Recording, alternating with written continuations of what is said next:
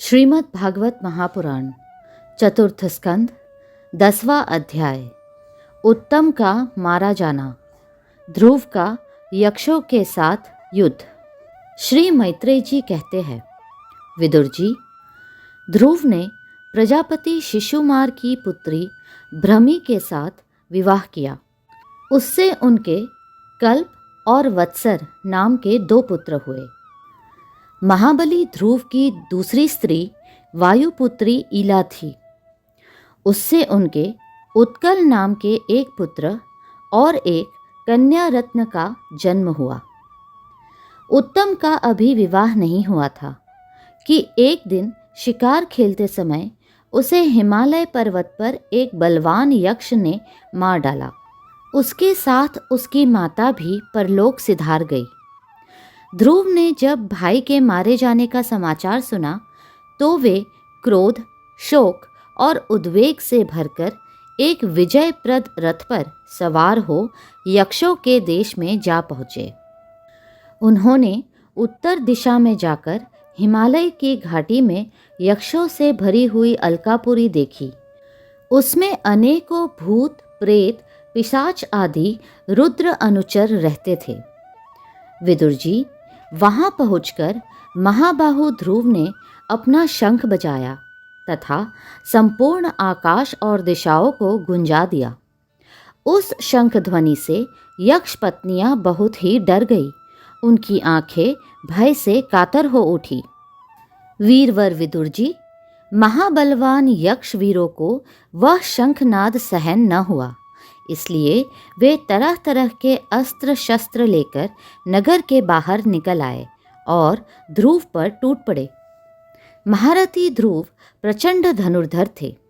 उन्होंने एक ही साथ उनमें से प्रत्येक को 3-3 बाण मारे।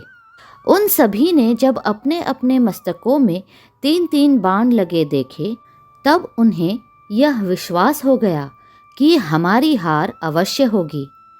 वे ध्रुव जी के इस अद्भुत पराक्रम की प्रशंसा करने लगे। फिर जैसे सर्प किसी के पैरों का आघात नहीं सहते, उसी प्रकार ध्रुव के इस पराक्रम को न सहकर उन्होंने भी उनके बाणों के जवाब में एक ही साथ उनसे दूने 6 बाण छोड़े। यक्षों की संख्या 13 अबुत अर्थात 1,30,000 थी। उन्होंने ध्रुव जी का बदला लेने के लिए अत्यंत कुपित होकर रथ और सारथी के सहित उन पर परिघ, खड्ग, प्रास, त्रिशूल, फरसा, शक्ति, रिष्टि, भुषुंडी तथा चित्र विचित्र पंखदार बाणों की वर्षा की। इस भीषण सहस्त्र वर्षा से ध्रुव जी बिल्कुल ढक गए। तब लोगों को उनका दिखना वैसे ही बंद हो गया जैसे भारी वर्षा से पर्वत का। उस समय जो सिद्धगण आकाश में स्थित होकर यह दृश्य देख रहे थे, वे सब हाय हाय करके कहने लगे, आज यक्ष सेना रूप समुद्र में डूबकर यह मानव सूर्य अस्त हो गया। यक्ष लोग अपनी विजय की घोषणा करते हुए युद्ध क्षेत्र में सिंह की तरह गरजने लगे। इसी बीच में ध्रुव जी का रथ एकाएक वैसे ही प्रकट हो गया जैसे कोहरे में से सूर्य भगवान निकल आते हैं। ध्रुव जी ने अपने दिव्य धनुष की टंकार करके शत्रुओं के दिल दहला दिए और फिर प्रचंड बाणों की वर्षा करके उनके अस्त्र शस्त्रों को इस प्रकार छिन्न भिन्न कर दिए जैसे आंधी बादलों को तितर बितर कर देती है। उनके धनुष से छूटे हुए तीखे तीर यक्ष राक्षसों के कवचों को भेद कर इस प्रकार उनके शरीरों में घुस गए जैसे इंद्र के छोड़े हुए वज्र पर्वतों में प्रवेश कर गए थे। विदुर जी, महाराज ध्रुव के बाणों से कटे हुए यक्षों के सुंदर कुंडल मंडित मस्तकों से, सुनहरी ताल वृक्ष के समान जांघों से, वलय विभूषित बाहुओं से, हार, भुजबंध, मुकुट और बहुमूल्य पगड़ियों से पटी हुई वह वीरों के मन को लुभाने वाली समरभूमि बड़ी शोभा पा रही थी। जो यक्ष किसी प्रकार जीवित बचे, वे क्षत्रिय प्रवर ध्रुव जी के बाणों से प्रायः अंग अंग छिन्न भिन्न हो जाने के कारण युद्ध क्रीड़ा में सिंह से परास्त हुए गजराज के समान मैदान छोड़कर भाग गए।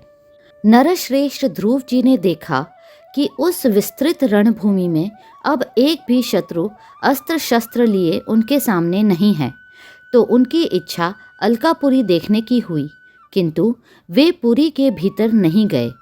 ये मायावी क्या करना चाहते हैं, इस बात का मनुष्य को पता नहीं लग सकता। सारथी से इस प्रकार कहकर वे उस विचित्र रथ में बैठे रहे तथा शत्रु के नवीन आक्रमण की आशंका से सावधान हो गए। इतने में ही उन्हें समुद्र की गर्जना के समान आंधी का भीषण शब्द सुनाई दिया तथा दिशाओं में उठती हुई धूल भी दिखाई दी। एक क्षण में ही सारा आकाश मेघमाला से घिर गया। सब ओर भयंकर गड़गड़ाहट के साथ बिजली चमकने लगी। निष्पाप विदुर जी, उन बादलों से खून, कफ, पीप, विष्ठा, मूत्र एवं चर्बी की वर्षा होने लगी और ध्रुव जी के आगे आकाश से बहुत से धड़ गिरने लगे। फिर आकाश में एक पर्वत दिखाई दिया और सभी दिशाओं में पत्थरों की वर्षा के साथ गदा, परिघ, तलवार और मूसल गिरने लगे। उन्होंने देखा कि बहुत से सर्प वज्र की तरह फुफकार मारते रोषपूर्ण नेत्रों से आग की चिंगारियां उगलते आ रहे हैं। झुंड के झुंड मतवाले हाथी, सिंह और बाघ भी दौड़े चले आ रहे हैं। प्रलय काल के समान भयंकर समुद्र अपनी उत्ताल तरंगों से पृथ्वी को सब ओर से डुबाता हुआ बड़ी भीषण गर्जना के साथ उनकी ओर बढ़ रहा है। क्रूर स्वभाव असुरों ने अपनी आसुरी माया से ऐसे ही बहुत से कौतुक दिखलाए, जिनसे कायरों के मन कांप सकते थे। ध्रुव जी पर असुरों ने अपनी दुस्तर माया फैलाई है, यह सुनकर वहाँ कुछ मुनियों ने आकर उनके लिए मंगल कामना की। मुनियों ने कहा, उत्तानपाद नंदन ध्रुव, शरणागत भय भंजन शारंगपाणी भगवान नारायण तुम्हारे शत्रुओं का संहार करे। भगवान का तो नाम ही ऐसा है, जिसके सुनने और कीर्तन करने मात्र से मनुष्य दुस्तर मृत्यु के मुख से अनायास ही बच जाता है। अगला अध्याय शीघ्र ही साझा होगा। कृपया करके लाइक, सब्सक्राइब और शेयर करें।